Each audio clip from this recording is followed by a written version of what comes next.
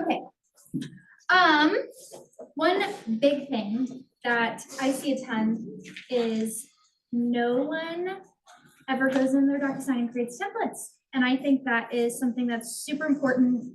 It's super, super easy to go in upfront, do it, and then you don't ever have to think about it ever again until documents update or whatever.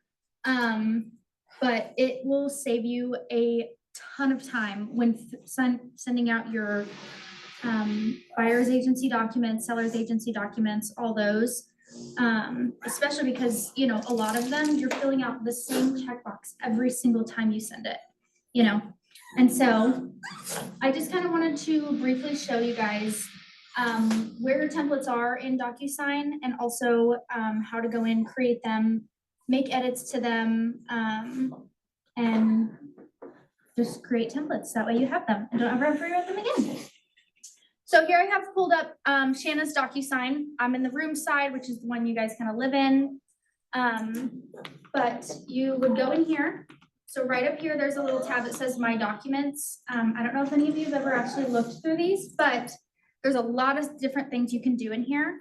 But this is where all of your pre-saved forms from DocuSign are saved. So up here, these little folders, these are the ones you see whenever you go to add your documents into your DocuSign room, and there's those little pre-saved folders that have all the documents you need, buyer's agency, listing agency, your contract documents. But this is where you can go in, find all those, make any edits to them, add, remove. You can also create your own packet.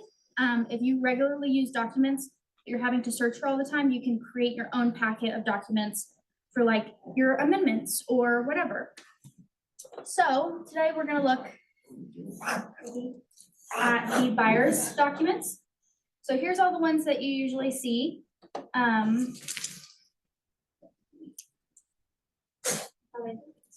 Okay. So to create templates. So we're going to look at the Missouri Broker Disclosure Form because that's a one that I see incorrectly filled out a lot. And it's super easy because every single one is the exact same. It's just a disclosure of what our brokerage offers. So every single one should be filled out the same, whether it's buyer, seller, anything. But, so you'll find your document that you want to create a template for. Over here on the right where it says view, you'll click this little down arrow and click create template. I'm just gonna pull up your document for you. And so from here, you have the option to pre-fill it out. So whenever you go to fill it out in your envelope and everything, and you see all this pop up, every single time you're having to go through, check these boxes, fill out these text boxes. So here, you're able to do it up front, and then whenever you go to add it into your DocuSign room, it's already pre-filled for you with what you put in your template. So like this one, you'd go through, check all your boxes, and then the only two things that will not be checked because we don't offer them is transaction broker and other agency relationship. So all these boxes you're having to check every single time you send out this document unless you fill out a template up front. From here, you can type in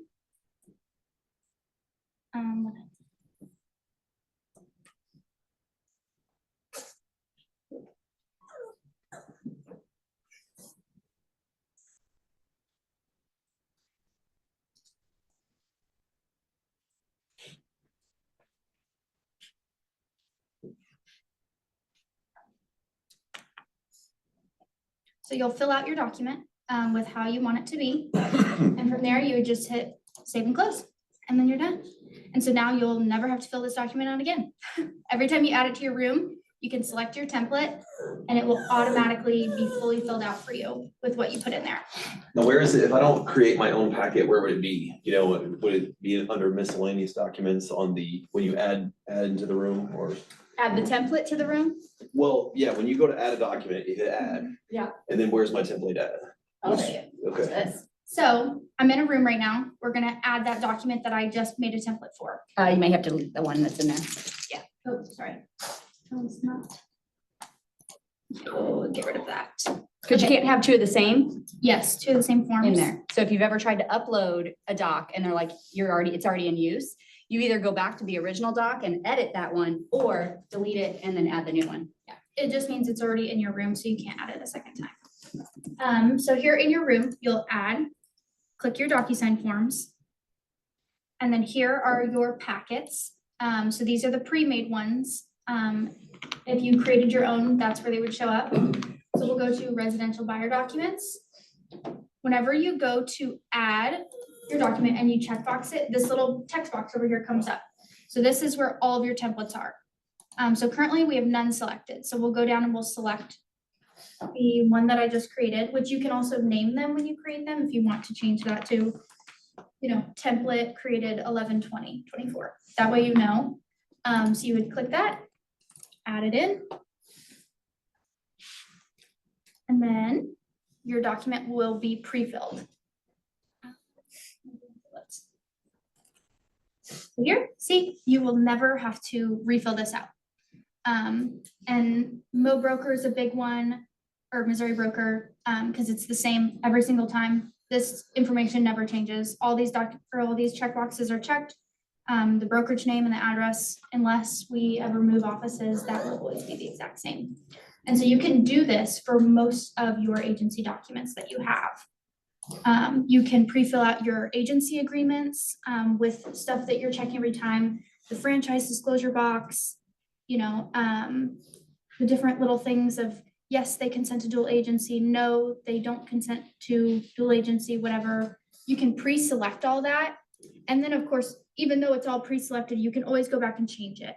So if you pre-select those certain boxes and your client doesn't want to consent to dual agency, but you have it pre-checked, you can always go in and change this and switch things out. But if you're doing almost the exact same thing every single time, it saves you a lot of time to go in and pre-fill it, so you don't have to continue to do it every single one that you send. So you can do this for quite a few documents. Let's see. And so what I love too is, your seller agency is probably the same every single time. You charge what you charge. But what if Brent, what if I'm gonna charge you 6% for my seller agency instead of 7%? Maybe 7% is what I normally charge.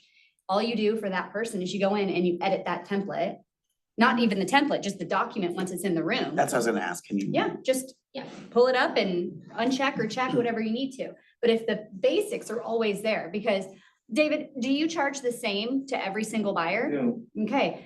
Justin, do you charge the same to every single seller? Yes. You do, right? You have your standard. So don't change that. But if you have to, for whatever reason, maybe this is the third transaction you're doing with them and you want to cut them a deal, or maybe it's family and you're trying to help, or maybe we have to make the numbers work so they can get into the next thing and we have to do it in that case, right? So if you're making an adjustment to your compensation, your professional fee, then you can do it right here, but fill it out what it normally would look like all the time. Mm-hmm.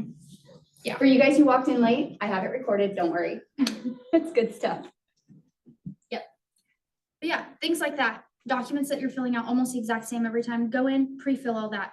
Don't ever have to worry about it again. Of course, different things you negotiate on, transaction fees, everything like that. If you charge the same transaction fee every single time, put it on the template. And then, when you're talking with your clients and you're going through your negotiations of what you're charging for compensation, go in and change it for that one client. You don't have to go in and completely edit your template. You can edit it in the room. Yeah. Danielle, do you have something? I was gonna say too, for people who are working in the country most often, I made a nice little packet with like well and septic forms and stuff like that, so you're not forgetting it. Because people in Springfield don't necessarily have to deal with that all the time. I get why it's not in there, but I will say like a country document, little packet saved my life. And also the templates that go along Yeah, with no, I those. think that's Yeah. great. Honestly, when I used to work with buyers, when the dinosaurs roamed the earth, I would have an entire buyer packet. So I would send more than just those 3 required, which, hey, we're in a classroom. What are the 3 first required documents that you need in your agency? Corporate disclosure, buyer's agreement, and Affiliated referral. There we go. Teamwork's the dream work, friends. Those 3 are usually what everybody starts with, right? Well, why wouldn't I go ahead and do for your protection, get a home inspection? Why wouldn't I go through some of these other documents that I have to sprinkle in later? So my buyer packet was everything minus the contract, right? And I went through it and I would send it all as one and it was 2 seconds and done. Yeah. So packets, create a packet for every buyer, create a packet for every seller, you know, and then if you're working in rural, create that because guys, there's other forms required, like seller disclosures, right? There's well and septic, there's farm and lot disclosures. there's that I farm do and with lot, Yeah. there's pool. If there's a pool, there's a pool disclosure, right? So make sure you know these things. Yep. Questions? Saw some faces. Torian, you got something? Just being able to add it to the room specifically. When I'm going to my documents, I have the 3 different tabs, the residential buyer, residential contract, and the listing documents. So maybe it's just on this format specifically, but selecting it, then I need to add it to a room, right? Okay. Yeah. So once you created the template and then you go to add it to a test room, it'll have a drop-down box when you collect it. Yeah. When you select it, you're just throwing words out there and it's a toggle box and you just choose the template you want. Yeah. So whenever you, let's say, go in to add all of your agency documents and, you know, you've created, or you want to see which ones you've created templates for and you're already in the room. So you'll select all your documents, or you don't have to, you can go through and check them each individually. Anything, so this section right here, it says template, anything with a drop down is where you've created a template. So whenever it says none, that means you're not selecting to use the template. So it's gonna put it in blank. So then you have to make sure you go through and you choose your templates. And see, like buyer's agency, Shanna has 4 templates created. Cause I do training. So, well, it's good. The contract updates. So you always make new templates, but you can go through and delete your old ones if you want. That's a good point. So every year we have red line changes to the contracts, right? Where Jim goes through them several times. If you've got old templates, you have to delete them and upload new ones. So every time there's a major contract change, remind yourself to go into the templates and change anything that you've already pre-filled. Because it'll be a totally new doc, but it'll stay in there. It doesn't just disappear. Yeah. So in here, where all your templates are created under my documents, we'll take a look. Shanna, here are her 4 templates that she's created. It also shows the date that it was last modified, so she can tell how old is this template, how long ago did I create it. So from here, you can go through and you can delete old templates. Because like if it's from 23, do you think that contract is still valid? Nope. You can also go through and edit your templates. So let's say originally you were charging $250 for a transaction fee, but you want to start charging $350. You can go in, find your template and edit it, make any changes that you want to it. Or let's say, you know, you forgot to check the franchise box on your original template and you need to go back and you need to select it. You can go through and you can make any changes to this, save it and close it, and you don't have to create a whole new template. But this will update all your templates. So like this one, your agency agreement, you know, right here, you have to type your name every single time you fill it out. Put it in a template that you don't ever have to worry about it again. And it will pre-fill it every time you fill it in. You know, your name here, if you're working with a TC, you can put your TC named here. And that way you don't ever have to worry about it. And go through and, you know, make any changes that you need to. You can switch these around, change them up. All you have to do is save and close. And it will update that last modified date, so that way you know it's the most updated version that you have. Yeah, does anybody have any questions on that? Or any other things you want to see? Awesome, thank you, Jen. Thank you Done so with all much. that by tomorrow. I've needed to do that for a long time. Yep. It's good just to sit down and go through it and get them all done. You know, the most important are those compliance documents that you have to fill out with every single client in your agency agreements. Get those done. You're sending a million of those out all the time. Every time you show a buyer a house, pre-fill it, and then you don't have to worry about it. You're there with them. All you have to do, pull it up, select your template, make any quick changes you need to, and then send it for signatures. You don't have to sit at your computer for 15 minutes filling out an agency agreement whenever it's the same almost every time. Thank you. Got nothing compared to what you just learned. Yeah. Also, if you ever questions or need help creating your templates, you can always just pop by my desk and bring your laptop and I'll help you through it. For you guys who don't know, this is Haley with Onward Agent Services. If you are in coaching, which if you're in this room, I'm pretty sure you are, you do get 2 free transactions with her. So go see her, go talk to her. There are a lot of you who are like, well, I want to do it on my own the first time. Great. You have 2 to use. You're stuck with me for 5. However, I almost guarantee that we're going to get about halfway through it and you're going to be like, I'm going to pass this over. It happens every single time. I get about halfway through it, right, Brent? Yep. I get halfway through it and they're like, this looks like a job for Haley. So, It's just like women with epidurals. yeah, you don't need to have babies naturally, all right? And if you did, great, I'm happy for you, not my life, okay? Actually, if I could give C-sections away for Christmas, I would. They're the best thing ever. So, yeah, Torian's scared. I'm super picky and I used to be transaction coordinator at my own brokerage and even I handed it over because they are that great at what they do. So, I mean, I'm just saying that they're amazing. It's I love you really important, and yes, you should know these things, but what's great about Onward is they'll walk you through what they're doing, right? Go have a consultation and ask all the questions. You need to know what to do in case you run into a pickle, but you don't need to follow this all the way through, because what happens when you follow your paperwork, I call it babysitting the paperwork, you are not doing what? Generation. Thank you, sir. You win the gold star today. You're not lead generating. And the only way to maintain this business so that you're in business next year is to always be lead generating and always be adding to your database, right? If you're not, your business will die after a certain amount of time, right? Your business will work itself out, and sure, you may get a deal here and there that comes organically, but if you're not constantly every day adding new people, you will not be in this business. And I hope you're hearing me. Yeah. Cool. Anything else? Nope. All right. Do I get the gold star for bringing you in today? Yep. Okay. Shanna. That's what I thought. That's what I thought. If you have any questions. Thank you. Thank you. There's one thing that since we're here, I kind of just want to talk about briefly. You're only required to do they're only required to do the 4-year protection, get a home inspection on what loan type? Come on, Danielle, this is where you get to shine. FHA, right? FHA is the only, maybe VA. No, it's not required on VA. Okay, just VA has FHA. their own termite inspection though, paper that is required. Okay, thank you. When in doubt, ask Danielle because she seems to know all the things about all the docs. So FHA is the only one that requires this document.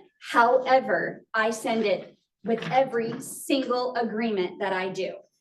I do not want, okay, let's ask this. For those of you who have had transactions, has anyone had a transaction that chose to not get a home inspection?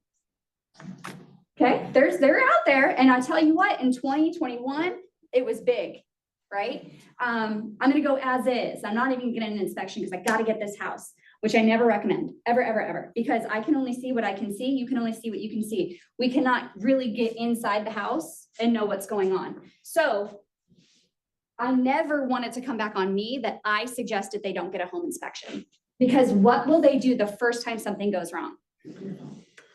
Who's the bad guy? Every single time, it's gonna be me, you, right? If you aren't super clear with them and something bad happens, they're not gonna blame themselves. They're not gonna take ownership of that. They're gonna blame you, right?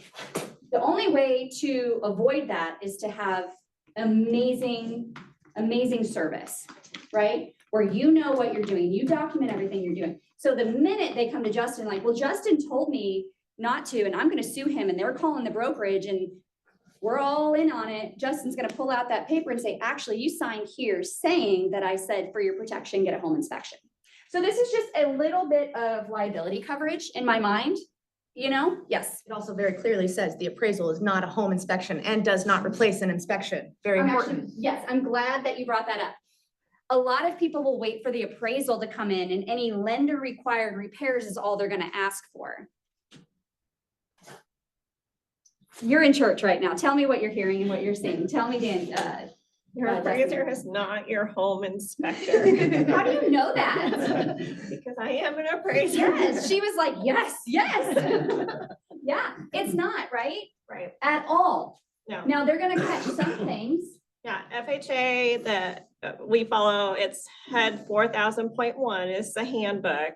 and there's a specific section in there for appraisers, that there are certain specific things we have to look for. And then we have to watch for anything where we use our discretion that would be a health or safety issue, that we would call those things. Like a fence around a pond. Ridiculous. It's ridiculous. Anyway, some things you can kick back on. but- Right, Keep the yeah. cows out, you know? So, It wasn't a potty pond for those of No, you. no, who no, are- it was a legitimate pond. It was a and- pond. The VA appraiser thought we had to have a fence and she helped me fight that. It was awesome. Yeah. So, By the way, rely on your friends, right? yes.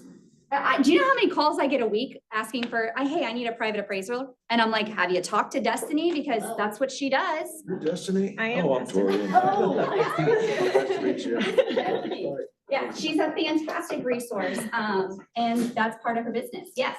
Since you just brought it up, you'd already be past the inspection period then, right? So how are you gonna ask for repairs? I don't understand that. Okay, negotiation, right? So your whole, from start to finish, you've got to be a great negotiator, right? So let's think about this. Put yourself in the situation of the seller.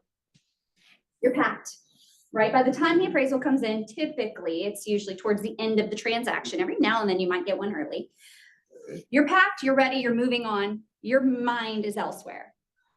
But the appraisal just came in, and in order to close, the lender is not gonna let that buyer buy this house unless these repairs are done. So it's not even a rub of, it's a contingency on the financing.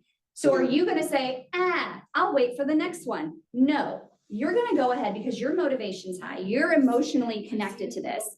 You're gonna go ahead and probably do those things, or escrow the money, or you'll figure it out, Yeah. right? But you're gonna get it done because everybody wants to move forward. Makes sense, because I was thinking the inspection period says, you can only submit one time, but this is a whole different This is thing. a whole Yeah. nother, this is a whole nother thing. Now, you will get pushback. You will get pushback from some of these agents who Sometimes. think that that's the right way to do things. So expect it, but you're right. You have the right. It's a contingency on that financing to get those repairs. You cannot Now- finance the loan without it.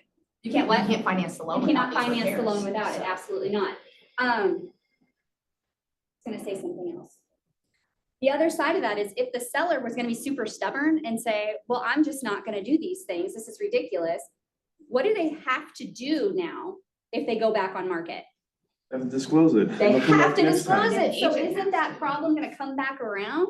Right, so sometimes as buyer agents, we get a little bit fired up, I'm a little bit passionate about this. And the seller's agent isn't always great at communicating that message to the client. Be patient, right? You stand your ground, find a happy medium, somewhere where you can meet in the middle on it, right? Just like a low appraisal, right? You have a choice. If you're the buyer's agent and you go in and you're like, hey, I know this is overpriced, but it's not gonna appraise, so we'll get it lower. That is not how you handle that, right? You figure out what your price is that you're offering to get the property and realize that when the appraisal comes in, it's another round of negotiations. However, it's the same situation where we're at the end of it and we're trying to make it happen, but it doesn't mean the buyer has to come up with all the extra funds. Doesn't mean the seller has to come down to that price. Meet in the middle, find a happy medium. Now, if your buyer, this is not the topic that was a discussion today, but since we're talking about it, if your buyer didn't have the funds to cover like their seller's or their closing costs or their down payment or things like that, can they gap that difference? No, because that's lended money, right? And the lender is not going to say, oh, Brent, you need more, I'll just give you more. No, it appraises, and that is the most amount that they're going to allow you to borrow. So now your buyer who maybe doesn't have extra funds isn't going to be able to bridge that gap. So as a buyer's agent, it is imperative that you run comps on property so you know what to expect. Do not just say, well, this is what they're asking, so this is what we're going to offer. You may have to if it's the house, right? Because a buyer may be willing to overpay for a house if it's their house. You guys follow what I'm saying?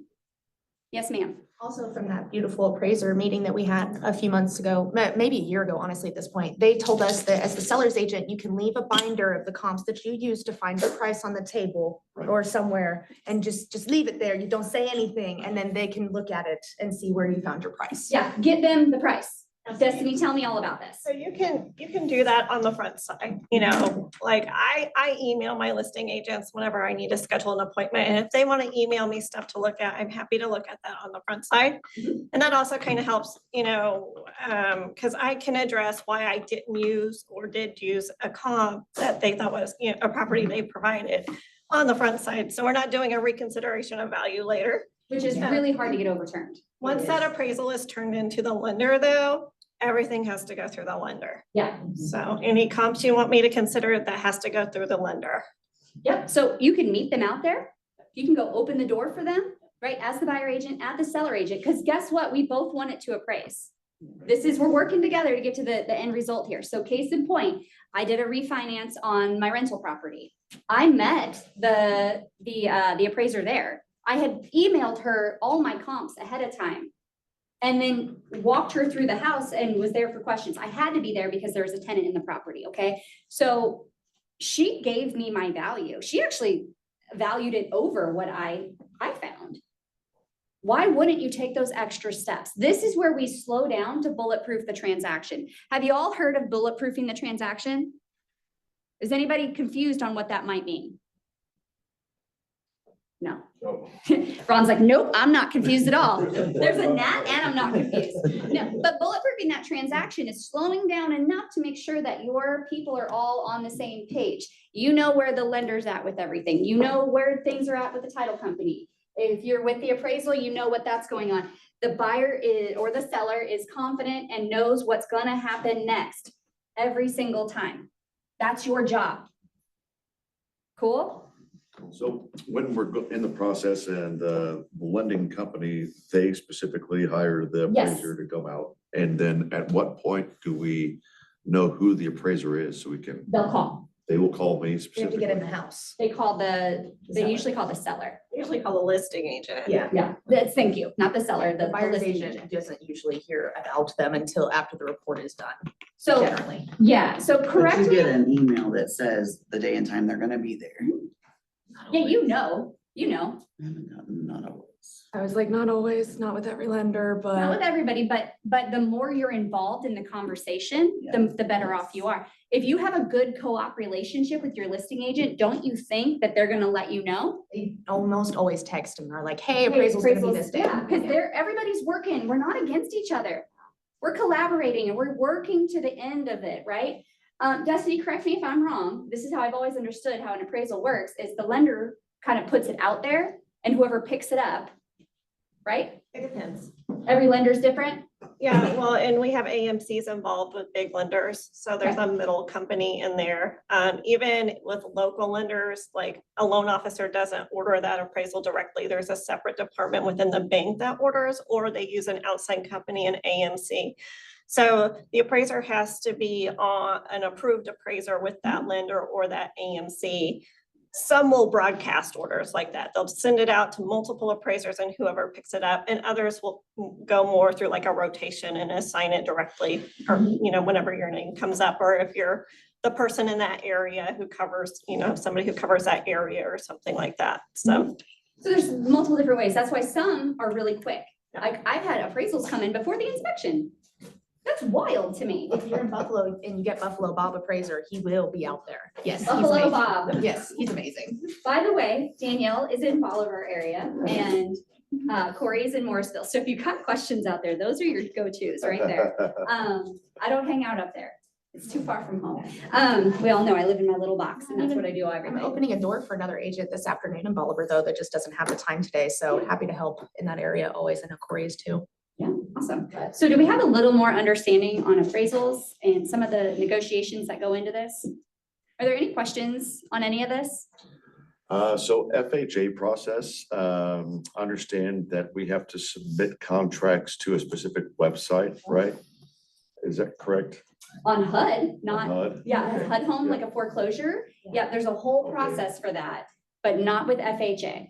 So, I'm trying to wrap my head around that because my friend said that he has I think it was Crispin was talking about he said it was a pain in the butt dealing with FHA loans because once you submit everything and everything's kind of in that website and they're kind of So handy. he may have misspoke, but he is talking about the HUD, because I know this deal. He's going through Dawn because Dawn has the account and everything. There is some loan products for that, like the FHA 203C. Well, but correct me if I'm wrong, Destiny, doesn't an FHA appraisal stick with the house for 6 months? It does. So that may be what he's speaking about too, is maybe what I'm thinking. Like, once you have the FHA appraisal done, it sticks with the house. So if you had a So- bad appraisal on an Yeah. FHA, that appraisal will stay with that house for 6 months. You're 100% right on that. Yeah. But this, I think he's It's a talking different HUD. deal. Okay. But he may have an FHA loan on the HUD house, and that may be a pain in the rear. Okay. HUD is a pain in the rear period, generally, just saying. HUD homes, the HUD homes are, okay, I stay away from them. Love your client, real good. It's a lot of extra paperwork, and it is buy as is, where is, right? Like, you're not getting repairs done. You throw that. Even see in the house. A lot of times you Yeah. can't, yeah, it's like just a bidding process.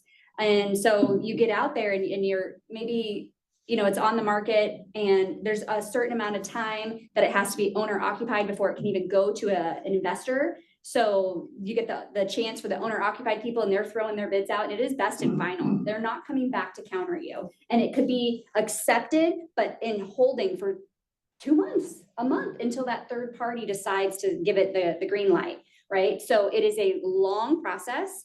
It is not a sure thing. It is something that there's a lot of things that go into it. I stay away from them for the most part because typically they don't work well for my clientele.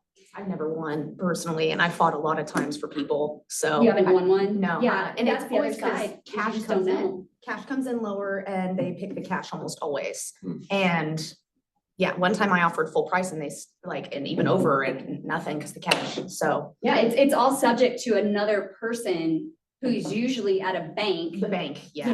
telling you what's up. The other side of that is, it wouldn't be a bad idea for y'all to be contacting local lenders that hold REOs, right? Hold those properties that got foreclosed on and now they're trying to get rid of them and get their bank's money back.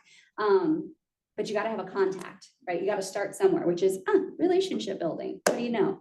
So questions on that, or can I move on? Great, I can move on.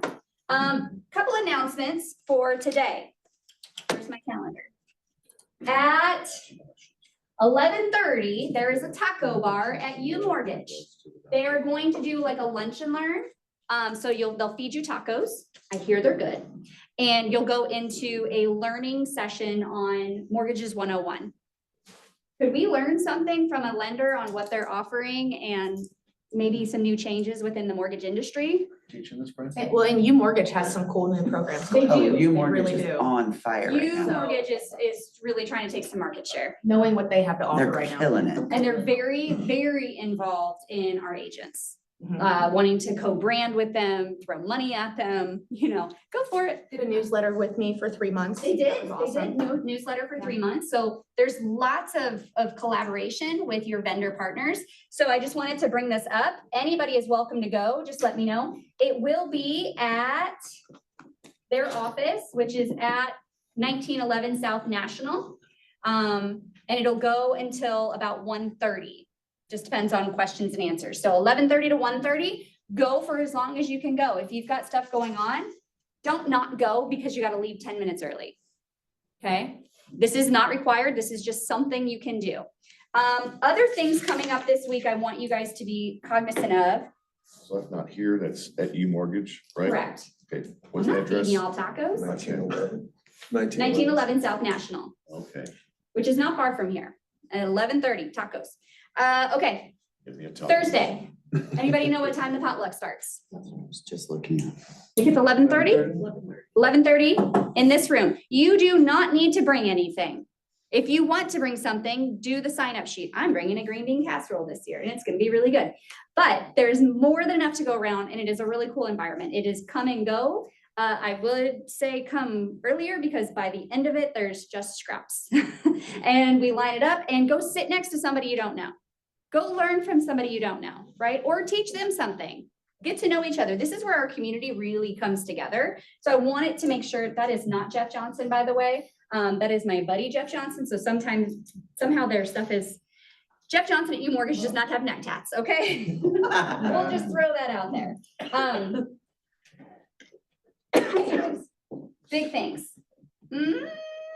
Okay. What's today's date? 19. 20th, November 20th. What is 30 days from today? December 20th. That's our Christmas party. Right? It's the night of the Christmas party. That wasn't where I was going, but thank you for that. You guys are on it with their calendar. I'm like, dang. I mean, I don't even know when our Christmas party is. Get it, guys. Yeah. Go to the Christmas party, it'll be fun. That is not even Christmas Christmas party party. is always fun, always go. Yes. What I meant to say is 30 days from today is really the last day. It's a Friday, the last day to get something before Christmas under contract, right? Not under contract, but closed. So if you go under contract today, you could easily close the Friday before the holiday, okay? On the 23rd of December, it's possible. 100%. I mean, I closed somebody literally the 23rd of December, 2 years ago, 3 years ago. And they were rushing. I was like, do you need help getting the tree up? Because it was super important for their daughter to get that tree up. Right? So, We're trying to close them early for that. yeah. So this is something to think about, right? Why do you think it's important to know timelines like this?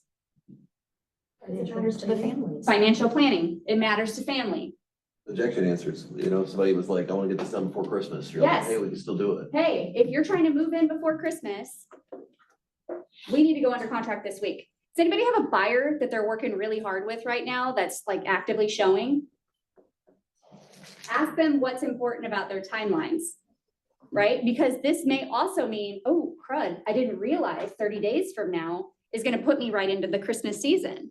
Maybe I need to push that closing date out a little bit further. We cannot just willy-nilly throw closing dates out there. You gotta pay attention. I hate closing on a Friday. Does anybody remember why I hate closing on a Friday? You don't get paid till. Well, yeah, you don't get paid, but Something happens. just something's for always gonna happen. That wire's gonna get lost. I promise you. If you close afternoon on a Friday, that wire is not coming. I don't know what happens to it on Fridays, but then you have a big pickle. So I always like to pad that. So you gotta be knowing when your closing dates are, right? All your timelines surround it. Do we think that we're entering into the busy season knowing that 30 days from today, it's December 20th? You have got to be thinking forward like that, okay? Any thoughts on that? Gotta be. Be prepared. So you gotta know that we are entering into you getting people under contract. How much time do we have until the end of the year, right? We're not gonna be closing on New Year's Eve. Well, you could, but I would do it very early in the morning if they're even open. That's another thing is, are they open, right? We've got Thanksgiving. We've got Black Friday. A lot of businesses, and ours included, are closed on Thursday and Friday next week. I also know a lot of lenders that are doing free appraisals right now. So that's I have one right here for a VA loan appraisal through one of my favorite lenders. I know Luis Ramirez is one of my other lenders who's handing out coupons at the open house for a free So- appraisal. So What is that? So like if I have a listing, like we could get like my grandpa doesn't trust my Yeah. pricing on his house. Didn't So, he name it? no, they did. I'm still trying to get them to lower it. They still won't. They're not. They're actually No matter appraisers, what I they're say. lenders. So. So the appraiser is gonna come from the seller or the buyer, Yeah. right? The buyer, it's usually Oh, I what? know what, okay, I get it. Like- So they're not paying the So- $500 for an appraisal. That's, 850 deal. roughly usually, honestly. But if he is worried about the price before listing and doesn't necessarily trust, you can always contact Miss Destiny over here and she can come do a private appraisal for him. yeah. How That's much always- would that be? Because that's something they keep asking. House Let's do that dependent, after. House dependent, yeah. I gotta stay on track here, but yes, thank you for that. Yes. Private appraisals, there she is, right there. Sorry. No, you're good, you're good. There's going to be lots of deals like that floating around. Pay attention. If your lenders are calling you, if your title companies are calling you, ask them what they're doing this holiday season, if there's any deals to be made. If I knew that I could save $500 to $800 if I went under contract with this particular lender for this particular season of time, that may make a huge difference for me. That may buy me the refrigerator that I wanna purchase for my new house. You've got to know these things. And what's most important is you got to know your client. You have to know if they are needing things like that. right? We've had this conversation before of if you've got a buyer that's strapped on funds, is a lower price reduction on a house going to help them or the repairs? I don't have the money to do the repairs myself. So is a lower price for a home I'm going to finance a better deal for me or getting the repairs done? Every time, right? Because the $10,000 lower sales price maybe saves me how much on my loan? $60. 60 bucks at best. $10,000, maybe 60 bucks I'm gonna save every month, which yeah, sure, that adds up. But if I need a new hot water heater, or I need a roof, or I need GFC, whatever switches, I don't even know where I'm saying anymore, but you know where I'm going with this. I need that done. So I'm either gonna have to take that 10 grand and escrow it in the title company for those repairs, or I need to get the repairs. So pay attention to what your client can do and what they cannot do. Do not be afraid to ask them their financial situation, because you can't do your job well unless you know that, right? Like if I went to Corey and, you know, Corey, and I didn't ask Corey because I was like, oh, I don't want to ask about her finances. That's rude. How can I help her effectively if I don't know what she's got in the bank? Now, it doesn't mean I need to know every single intricate detail and all of those things, right? But I do need to know how much money you have to closing. I do need to know, do you have money for repairs? I need to know those things. So you got to slow down and ask. All right. Any questions on that before I move on? No? Okay, cool. Does it ever make sense to have an appraiser done before you go and list a house specifically? It's a That way great you're question. knowing exactly where that house should price. I mean, I've done it before personally. I wish I would have with this house. but- So Also depending, you know, right? if you're struggling and there's not a lot of comps, it could help, right? Not on yours though, okay? Yours is a trailer, we're not doing it there. Or a mobile home, excuse me, that was very rude of me. I have mixed feelings. Who asked the question? Torian. I have mixed feelings about it. I like it because it's there and there's proof. However, it doesn't mean that that's the market price. Right? So just because I got an appraisal for 205 doesn't mean that the market's going to yield me 205.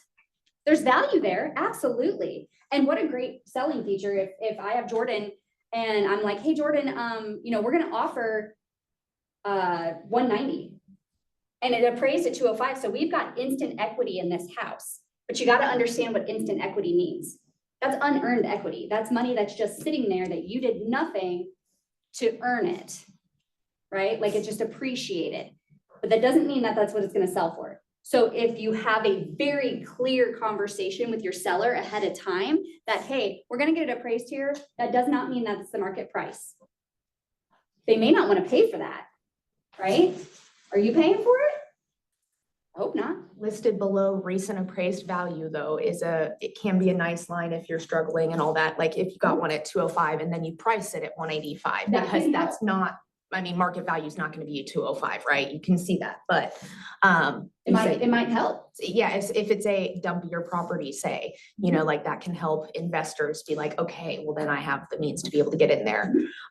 It's not something you do on the average house though, I would say, by any If means. you've got good comps and you know what you've got, yeah, I definitely wouldn't. Another same theory of thought here is getting a pre-inspection done. Right. If the inspector will do it, sometimes they won't because of liability. I've run into that lately. Sometimes, but if you're paying for an inspection, they'll do an inspection. It's a private inspection, right? So if you did that and then went on market and you fixed everything, they're still gonna ask for stuff. So if you do that, that's fantastic, that's great. I don't like surprises, but expect that there's going to be something they're still gonna ask for. On new construction, do we still ask for things? Yeah, we do. And is that not the most perfect of perfect houses? No. Shake every toilet. All right, that's all I know. Yeah. Right. No, seriously, they don't seal them down half the time. Seriously, I'm 100% serious. She's like, I sat down once. No, I'm just kidding. No, like it always comes back on inspections that they didn't seal one toilet in the extra bath or whatever. So I shake the toilets. Sometimes that happens. It makes right? you look good in front of your clients too. Speaking of new construction, should you get an inspection that's not from them? Yep. If they don't want to, fine, no big deal, but I'm gonna offer it every single time. And just because my buyer can't afford it, does that mean I'm not going to ask them to do it? No, we're gonna get seller concessions, something to help us with it. Because honestly, If they can't afford the inspection, they cannot afford what's gonna happen when they find out the problems that are there. Okay, also, if you do not get an inspection, a home warranty is not going to help you because they want to know that you got it inspected ahead of time.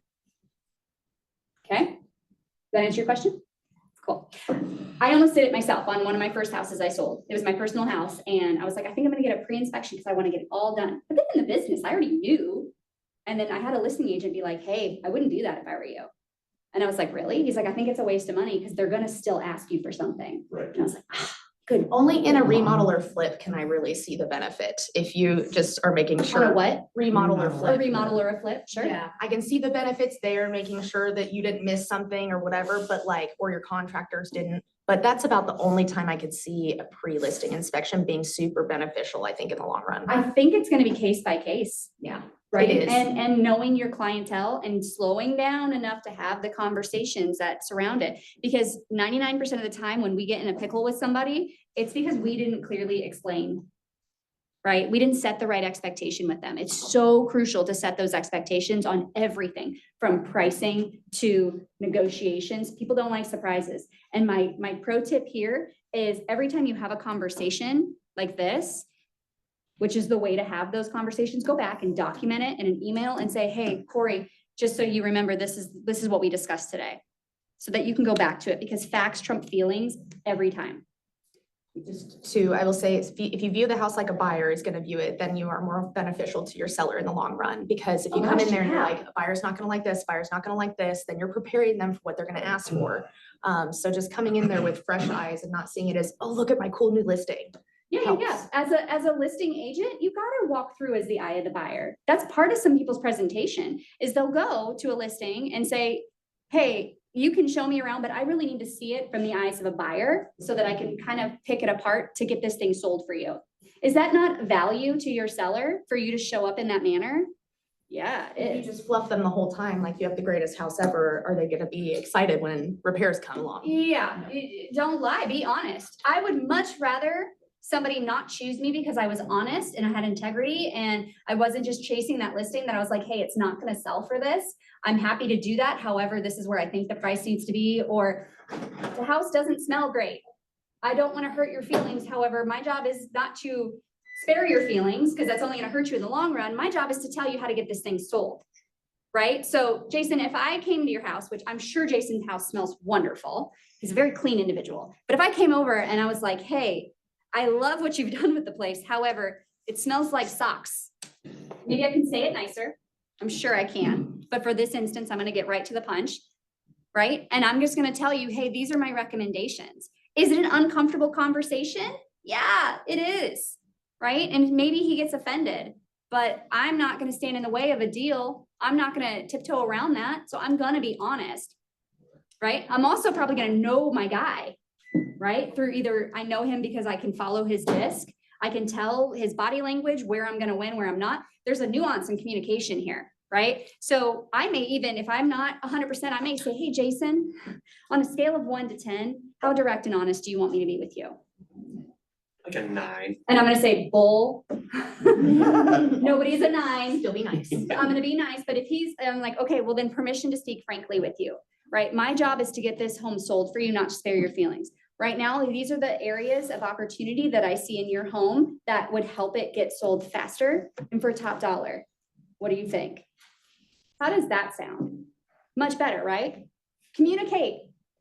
If they have like, if they've smoked in the home or they have like a bunch of cats, they know that their house probably smells. They're nose blind, Yeah. for sure. Yeah, but they know still. And I mean, just even hiding the litter box helps a million because once people see the litter box, they just automatically think the cats, right? You know, just a million things. So it's more to just gently easing your way into that, but they usually know.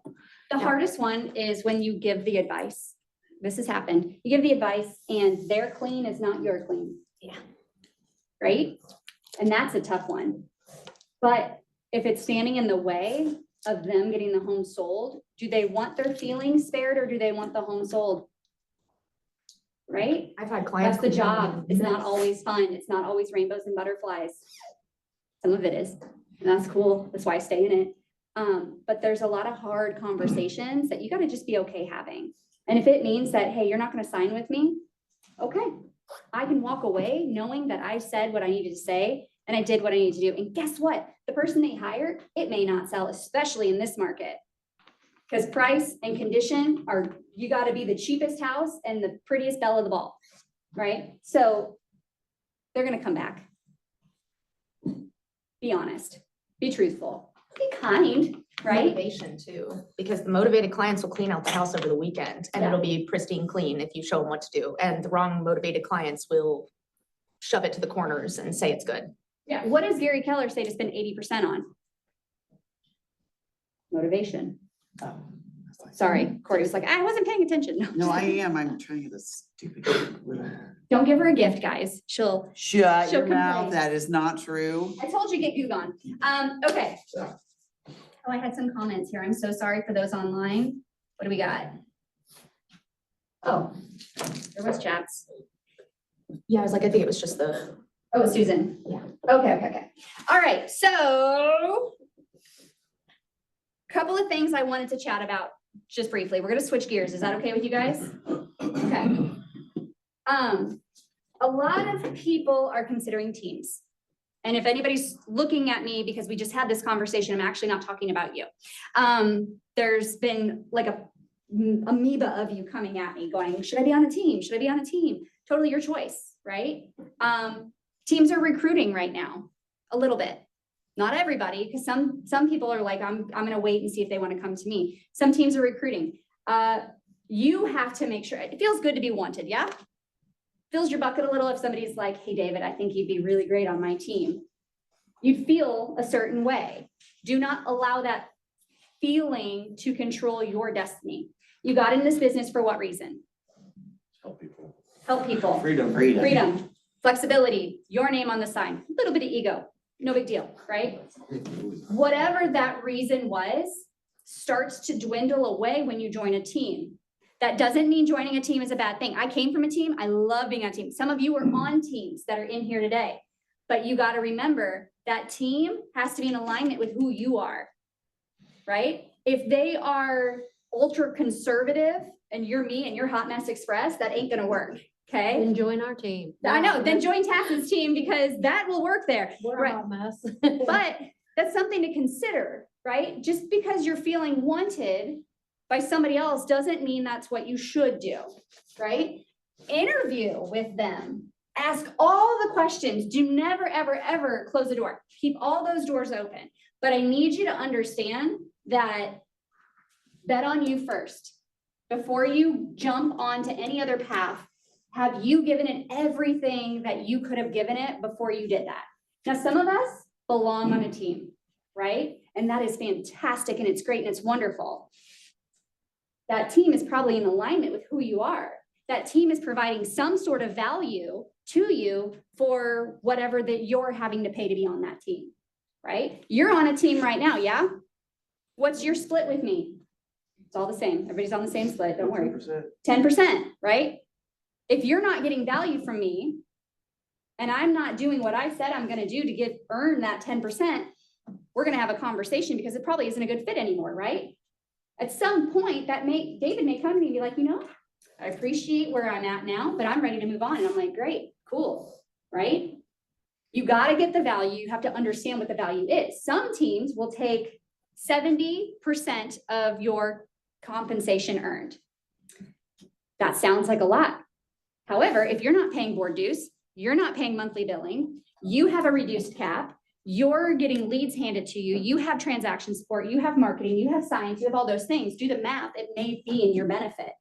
If you're doing 60 to 80 deals a year, maybe you don't care to do that, right? But the other side of that is, what if you did 15 deals a year and you made the same money? I don't know. You got to know who you are and what you're wanting to do. I am not the golden handcuff. I will never handcuff you to anything. However, if you're talking to a team, let me know so I can read the agreement with you. So I make sure that that's a best fit for you, right? I am super excited. I tell people all the time, I have helped people recruit on teams before, right? Like Rainmakers come to me and they're like, hey, who's this personality type? And I'll say, okay, well, I think you should probably talk to this person, right? I do that every day, all day. However, I'm going to have a conversation with you and make sure that that's what you want. Also, nothing is in stone. Maybe I join forces with Julie And I give it 6 months because you shouldn't quit anything before 90 days. And I'm like, you know what? This was cool and I learned a lot, but this isn't what I want to do. I'm going to come do this thing instead. It's no harm, no foul.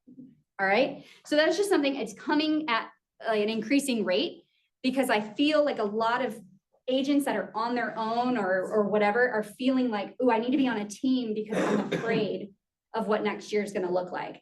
I'm going to tell you right now, if you're in this room right now, you're going to be fine. You're going to be fine because this was the kingmaker market. What we're leaving behind, if you survive through it, you're going to thrive in the next one because you've come up with good habits. You've got good systems and good models. And if you don't have systems and models yet, let's figure it out, right? If we were able to be counted as a team, weren't we the best team last year? Isn't that right? Coaching or one of them? Yeah. Yeah, I was gonna say, yeah, if you're in this. So Adam Grady came to me after the last ALC meeting and he's like, my goal for you is for your team to beat everybody else. And I said, that's funny. That's my goal. He's a great guy. We're in alignment, right? They want you to succeed, whether you're on their team or this team or whatever. I just want you all to know, like, you're not alone in this. But I also cannot provide some of the things that some of these teams provide, right? I can't give you your signage. I can't do your marketing for you. I give you some transaction support, a little bit, right? I cannot hold your hand and call you every single day and say, you need to be here at 8 a.m. Where are you? I can't do that. There's too many of you. You got a lot of personalities, right? But we are a conglomerate. We're a collaborative team. So you've got that here, but you've got to show up for it. You got to come to my office. You've got to contact your CLC members. You got to pour back into it and it shows up at a very high level for you. But if you're just kind of dancing on the outside, I'm not going to tell you what to do. Not my place. I can't provide signs and things, but you can borrow signs and lock boxes You from me. can borrow and stuff. signs and You can lock borrow them boxes. from I'll get you anybody else there. I'm available. I got one in my, I keep threatening my husband that we're going to sell our house because it's old and it does things that old houses do. And I'm like, I hate this place, but I also love it. So I have a sign in my garage that I threaten him with. I'm like, you either paint that wall or this is going out, right? So how you get what you want. Okay. The biggest thing I think is do the work. At the end of the day, are you doing the work? Do you know what the work is? The work is to go hunt and gather contacts. Go be a good human to other humans. Get them to like you authentically. Work with the people you want to work with. Build your business. Work hard at it every single day. I use the example of Kohl's or Walmart or Target or whatever. A lot of people will leave the industry to go to that W-2 job or whatever because they get that instant money, right? Every 2 weeks, I know what I'm getting. Stability, it's comfort, it's whatever. Comfort's the killer of innovation, okay? So put the work in here. Are you gonna go give Target your 8 hours a day to get your $15 an hour? Or are you gonna get David's hourly rate of what? What's your hourly rate? I forget. Oh, like $60 an hour. 60 bucks an hour. Doing what he loves to do with freedom, flexibility, all those things, helping people, right? Yeah, at Target, you may help somebody find something, but are you helping people? And most of you are here because you want to help people. You actually like people. I will say, I've had a few people come to my office like, I don't really like people. And I'm like, I don't think you should be in this industry. He went up those stairs. He just came down the stairs. Somebody call Tori and let him know Stella's down I here. think he left his phone. Can't. Oh, And he went that way. that's hilarious. I'm He's closing the door and coming. Okay. She's down here. Okay, I'm completely lost at this point. So I'm sorry. so sorry. Okay. I didn't even get into like some of the stuff I really wanted to today, but I thought this conversation was really good. So, I want to talk a little bit about the holiday season approaching, right? This is the time of year normal humans take off. I'm using a lot of air quotes today. At least I'm not like Joey and I'm saying I'm wrong. Bonus points if you knew where that came from. This is the time of year where people are like, oh, I'm exhausted. Remember, whatever you say you are follows you. I am awesome will follow me. I am exhausted will follow me. If you say I'm tired, you're gonna be tired. If you say I'm hungry, you're hungry, right? So use positive words in what we're doing. But the big thing is people are tired. They've had a long year. And you go, good, you should take time off. You've earned it because this is your time to show up. This is when the people really are in the industry get to work, right? Are there less buyers in the holiday season? Yes or yes? Are there less listings on the market in the holiday season? Yes or yes? But what's important about those people? They're serious. Oh man, they're serious, right? If you're gonna list your home during the holiday season, you have to. You're not going, this is the best time to do it. No, you have to. If you're buying in the snow and ice, you have to. It's not for funsies, right? Typically. She has a couple that are for funsies. I but- did it too personally for funsies. I closed in January. I got a great deal on a house though, because I bought in the winter, and that's what I Find tell those, you'll find those that don't have the need, but most of them have a need. So are they more emotionally charged? people. Are they more serious? Do they probably have their finances in order on both sides? Do they probably are super qualified to be doing what they're doing? More than likely. Really. So that's what makes it a great time to be a buyer or a seller, because whoever's selling needs to sell, so they're highly motivated. Whoever needs to buy because they're highly motivated. When we're talking to a bunch of unmotivated people, that's why we feel like we're spinning our wheels. We haven't found the motivated yet. And there is no secret sauce to finding the motivated. That's why I'm constantly like dig into your sphere, ask more questions, go 3 deep with your questions, is because you got to figure out who's motivated so you can move on to the next. Okay. While I'm saying work harder, do more, I'm also saying it's the holiday season and you've worked your tails off and you deserve some downtime. Okay. We got into this business so that we weren't working around the clock, so that we could be present with our families or our friends or whatever, right? So what I created last year, which Danielle loved, was my flex, focus, and fun. So when you're looking at your calendar, you should have flex days, focus days, and fun days. It seriously changed my life, guys. I'm not It even did. kidding, because like now I don't guilt myself on my flex days. Like I get what needs to be done, but then I can have the rest of the time to feel guilt-free because I know I got that stuff done. Yeah. It's huge. Isn't that what Jordan Reed I says? mean- And then he says. I don't know what he says. Yeah, I'm pretty sure he says, There you go. and then you Oh, the take, energy plan? yeah, and then you take the, what is it, the one weekend a month,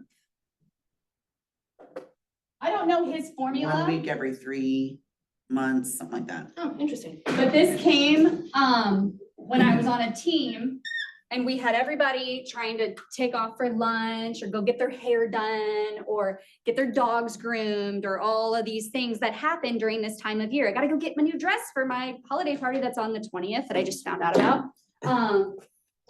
So in order to earn my fun days, I have to have focus days. Okay? I can't just take off unless I have my focus day. What should be in your focus day? Your top 20%. For those of you who don't know what your top 20% is, come see me later. It's too much to explain. But your top 20% are your dollar producing activities. The top 20% is the things that is the job. The lead generation, that's number 1. Negotiating contracts, right? Signing buyers, signing sellers, getting signs in yards. Those well, actually don't. You can actually hire somebody to put the sign in the yard, but you see what I'm going with. Those focus days are where you're pouring into your lead generation hard. A flex day would be, I'm gonna get my hair done at 3 o'clock today. I know I need to, it's not today though. So I'm gonna work my tail off and focus for the first half of my morning so that I don't have guilt when I go get my hair done.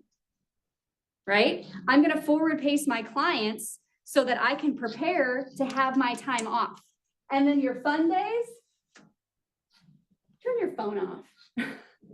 Right? Put a instant text on there, do not disturb, that says, hey, you know, I'm in an appointment, I'm in a meeting, I'm in my downtime, I'm whatever. I will reach back out to you at X, Y, and Z time. Okay? Your phone has focus modes and do not disturb modes and things. And if you want to know how to set that up, come find me. I will help you. Yeah. She also taught me that I could unread a message. That changed my life. But be where your feet are, right? If you're with your family, go be with your family. If you're out camping, go be out camping. Don't feel guilty. Don't feel guilty about it. However, the only way you earn that is because you did enough of this to support yourself during this. Don't let your fun get carried away, right? Don't be your employee that you're gonna have to fire when they come back because they took too much vacation. Focus here, have fun here, and set the expectation with the people that are counting on you to answer your phone. Which means, if I'm Jason and I've got a handful of buyers or sellers that I've been working with, I'm going to make some proactive phone calls. I know we're all reactive individuals, but you're gonna need to be proactive if you wanna earn that fun time right now. He's gonna need to call those buyers and those sellers and say, hey, just checking in on the timeline, making sure that we're still here, here, and here. Is there anything you need from me in this time? I'm gonna be unavailable from here to here, but if you need me, I will be able to answer here and here. Are you guys professionals? Start acting like it, because that's what a professional would do, right? Yes. Yeah, come on. I gotta put my mom pants on today. I'm ready to go, right? But start looking at your calendar now because Thanksgiving's next week. You're in it, right? And if you want to have turkey dinner and sit down with the family and the cousins and all the things, and you don't want to be on your phone the whole time like I was my first year in real estate, which was a real downer. And then guess what? When you answer that phone or you do whatever, you're mad. Are you giving them the service that they deserve? Right? They're not. So prepare now to enjoy later. Well, and around the holidays, there's tons of people that are in town and want to look at houses because they're in town. You need to make sure that you keep that family. So keep Thanksgiving Day, but then have flex days be, you know, the Friday, the Saturday and stuff, because you're going to want to do showings those days. And I mean, you know, like you got to make sure you account for that. Cousin Barbie came in town and really family wants enjoyed to go. hanging out with me and saw a house down the street for sale. So guess what I'm doing on Friday and Saturday? Mom decided she wanted to move to town to be closer to the grandkids because this holiday thing sucks.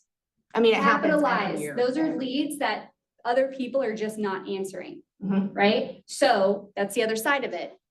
Thank you for saying that. That would be a great example of a flex day too. Is I'm gonna enjoy Black Friday shopping, which by the way, who goes out at midnight anymore? I mean, I do everything online, so y'all be crazy. And there's nothing out there that I need. I don't need a TV, I don't need a toaster, I don't need Talk to Sherry sauce. Beersman. Sherry Beersman does Black Friday like no other. I can't ever find what I'm looking for, but I do like to people watch. I'll grab a cup of coffee and just stand back and be like, this is cool, right? However, maybe I'm gonna do that in the morning, and then I'm gonna open up my time that I can kind of be in two places at once. My phone rings, I'm gonna answer it, which I've set the tone with my family that, hey, if this phone rings, I'm gonna answer it, because there's a great opportunity on the other end of it. But you just gotta be okay and set your own boundaries and set your own limits. I'm not gonna be mad at Corey if she comes to me and is like, Julie and I went and took the entire week off. Great, good. You're gonna have to work a little bit harder when you get back because you took a week off. So guess what? 90 days from now, you're gonna feel that. You may not feel it right now, but this is a 90-day business. You will have those few that just come and go or whatever. Look back the last 90 days. If you're in a drought, look back the last 90 days and tell me what you weren't doing. If you are in abundance, look back in those 90 days and tell me what you were doing. We just did this. I went to Universal, came back, did an open house. I had to pay for it. Shannon made sure I did. Where And are she goes, you? when's the next one? When are you gonna schedule? I saw you waving a wand. Mhm. What's next? Right? Exactly. That's the thing. You gotta earn it. Nothing's given to you. Do not expect the cavalry to come and save the day because Brent didn't do his lead gen. Nobody's gonna save you. You gotta do the work. Yep. Otherwise, at the end of the day, what are you doing? Yes, sir. I had a kind of, it's in the same vein of the conversation, and it's like a learning experience for me because I had for sale by honor that I was like courting for like a week and a half, and I gave them some feedback for their posting, and I was trying to let them let me do an open house for them. But I really pushed for them to have an open house if they didn't let me do it. That way they could see what the actual buyer pool looked like for their property. Great idea. And I was like, so I got them to do that, and I was like, I'll follow up with you just right after that, which was gonna be Monday. And just to see how it went. And because I tried to go for the appointment, they're like, no, we wanna try to sell it on our own. Monday came and it was a holiday. And my wife was off, And so like I start getting ready in the morning and I'm doing all my stuff, getting ready for my calls. And she's like, do you really have to like work today? Do you really have to do this? And I was like, no, it's fine. And so I pushed it off to the next day. And I called them back that morning. And they had signed with somebody that night, that like prior night. And I like I was so like upset because I was like, all it would have taken for me to give me maybe a chance was just a phone call in the morning. And I waited one day and because they were on it and while I was meeting with them, I could tell they were so close. I couldn't get over the edge. And I didn't do that one call that one day and they signed later that night. Somebody else picked your flowers is what you always say. Yeah. You watered Yeah. that plant. So that Sucker. it hit home, like what you said hit home really hard because I mean, this was very recent. Like every day since then, like when I'm going into command and I see my follow-up calls, like after I do my expired and for sale by owner calls, I hit them like right away, like as fast as I can, because I was like, shoot, that was a $450,000 listing. Yeah. So, And you had them. yeah. I'm gonna say it, that stinks and I'm sorry. And also, I'm glad it happened. Yeah, it ticked me off and I was like, I'm calling all these mofos today. You've heard me use that word before. Yeah. Right? But now you're different, kind of motivated. Yeah. And now you've tested the waters and seen how far you can push. Yeah. That is a failure that you gotta get right back up and go. That's how you learn. He'll never make that mistake again. That cost you $7,000? A little over that. It's 450. 450 Yeah, that house, was so at least 10, 12. yeah. But somebody told me once too, if you do stuff like that, you're writing a check to the other brokerage. And that just kind of hurt a little bit. So you wrote the other agent a check because you didn't make the call and it hurts. I actually had that happen to me last week, so don't feel bad. I've been in the business a while and I forgot to call him back and I felt bad. And I know I was the first person to get to them too. So I was the Oh, first yeah, like realtor you. and I feel like I had them. He was tilling. They usually he was sign with the first planting, he agent. was watering, Yeah. blowing kisses, and then he was like, see ya. Yeah, they were one of the ones that were nasty over the phone, but like a delight once I got there, so. Oh, yeah, They that's do always that. the case. If you're resistant to working with a for sale by owner because they're nasty on the phone, that's their only defense. Just get in the door. Yeah. Get in the door and there will be a different person on the other end. I almost guarantee it. Yeah, it was, They can't be mean to the face. they can. Look at that face. You cannot be mean to They've that. been mean to me to my face before, but it's like 1 out of 15 now, so. Oh, there we go. Okay, not bad. I have a lesson story today too. What you got? So I farm my old work pretty hard. Like I go there once a week and I like take treats and I like know everybody's business about where they live and their dreams and everything that has to do with real estate. Cause they watched me go through the process. They know what I'm doing. And I go in there and they ask me how it's going. I always lie and say, I'm doing so great. So they think that I'm just the best agent ever. So there was another girl there that was a licensed agent that I worked with. And when I go in there, I greet her and stuff, but I don't dig in her business because I'm like, oh, you're a licensed agent, like, I love where this is going. Give me more. Yes. why would I dig in your business? Because you got your own real estate stuff going on. So anyways, she walked up to me the other day and she's like, hey, I want your opinion. We're thinking about selling my house and this is where it is. And this is what we wanted to sell it for.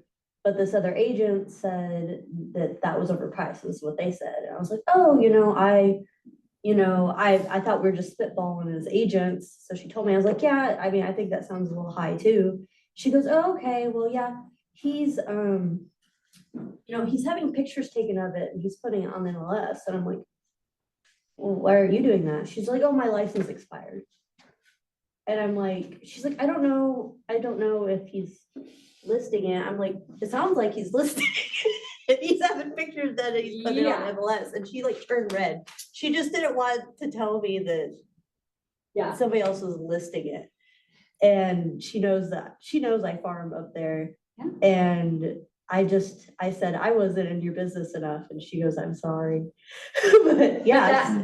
You cannot assume. We cannot assume, right? And just because we're putting posts out there, which yes, social media works, Just because we're putting posts out there, doesn't mean we just get to set it and forget it. Like, you gotta dig into that stuff, right? Yeah, And you gotta dig into the people. yeah, I think if I would have just been in the week before and asked some probing questions that, because I think it was just the first agent she ran into, it wasn't even somebody of mine. She was just blabbing and somebody else had to list it, she wasn't listening to me.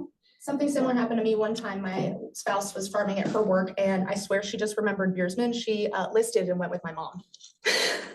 Which she, like, I can't be mad about. I'm like, she's great. And honestly, personality fit was probably best. Totally fine. But like, it was so funny because I'm like, I swear that they probably just remembered Beersman, looked that up and it was mama, which is totally fine and funny. But sometimes even that happens.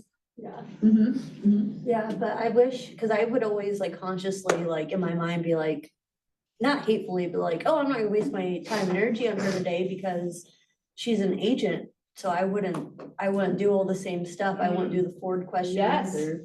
And where else is she missing the mark talking to another agent? Profit share, Recruiting.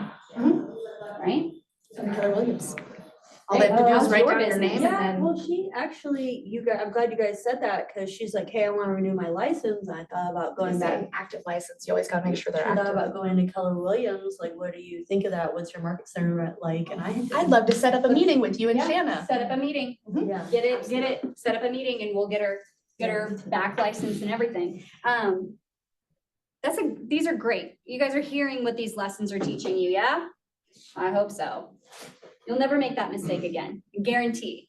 You're gonna start digging into people more, right? You're gonna show up, you're gonna make the phone calls. Last thought on flex. I said this yesterday and I was like, I gotta write this down, this was good. Downtime, flex could be like active recovery, right? Like if you're an athlete, yeah, that was you, wasn't it? Okay. Yeah. You're an athlete, your recovery isn't just laying around on the couch for the next 2 weeks. If you're an athlete, you're doing active recovery. You're getting on a row machine. You're going for a light jog. You're tapering down or you're tapering up for whatever you're doing. Flex is really active recovery. We're never down, right? That's the counterbalance. Even when I was in New York, I was answering calls. I was helping people, right? But did I get to enjoy 99% of my day? Nope. When I went to Hawaii with my family, did you say nope? Nope. When I went to Hawaii with my family, I had dedicated time that I was checking my emails and making sure everybody was where they needed to be and getting what they needed to do. I was checking in with some of my CLC people or my brokers, right? So you're never 100% disconnected. And if you are, good for you, tell me your secret, right? I'm sure I'm on the other end of it helping you. So any questions, comments, concerns on anything that we've discussed today? I know it was slightly a dumpster fire, but it was really good stuff. Give me like 2 ahas, so I know I did a good job. Thank you for those thumbs up. I needed that today. It's how I sleep at night. 2 ahas. I'm patient. I'll wait. Well, I know my focus days need to be better because I have that guilt she's talking about on my fun days. I mean, that's what, and it haunts me, you know what I mean? Cause I'm like, you need to be doing something. And I definitely think, so when you said to earn my fun days, I need my focus days, I wrote it down because I gotta commit to that. Yeah. This is where the business is at. Okay, and you get to dabble here, and this is the end result. And sometimes fun days are half days. Okay, you can flex in the morning and then fun in the afternoon and just leave your phone like across the house or something. That's what I usually do. But that way I'm like, oh, I'm sorry. It When was. you didn't earn that time off, when you didn't earn your fun, you're gonna earn the paycheck you don't get. You're gonna earn that $0 in your bank account. I'm hitting you with the hard stuff today. Y'all need to hear it, I'm telling you. I'm too nice half the time. It changed my world. Seriously, dive into it. And see I what think happens. this is something Danielle's adopted through her entire year, not just this time of year. Yeah. Biggest lesson you can learn right here. This is time management. This is time blocking at its core. Flex, fun, focus. Focus is where it's at. Okay, one more, please. Susan wrote something on the, I can't. Oh, what'd Susan say? The, I really like the focus, flex, and fun day idea. Guilt is paralyzing. Oh, yeah. it is. Guilt is paralyzing. I had this conversation with somebody in this room then about how we don't want to look at our bank account when we know it's not performing as it's supposed to. We don't want to look at command and where we are in our cap because we don't know. But if you don't look, you don't know if you're winning or losing. This particular person thought they were much further along because they were guilty and kind of pushing it away. And they found out that they're actually not losing at the rate they thought they were. You gotta look. open it up, have integrity. Look and see where you're really at. Okay? As far as the summit, tell you what, I'll save it for next time. I'd like to give you guys some time back. It's 10:25. I would love for you to attend today, if you can. The only way you can really attend another training is if you do what right now? We talk. Go eat tacos? You want to eat tacos? What do you need to do before you eat tacos? Legion. Lead gen, lead gen, lead It's gen, always lead the gen. answer. It's always the answer. Lead gen's always the answer. Can you have a conversation with somebody in 10 minutes? A deep conversation? Yeah. If you say, hey, I only have 10 minutes, but I have some serious questions for you, and then we're gonna get through as far as we can, and then you can go back to it later. Use the 10 minutes, right?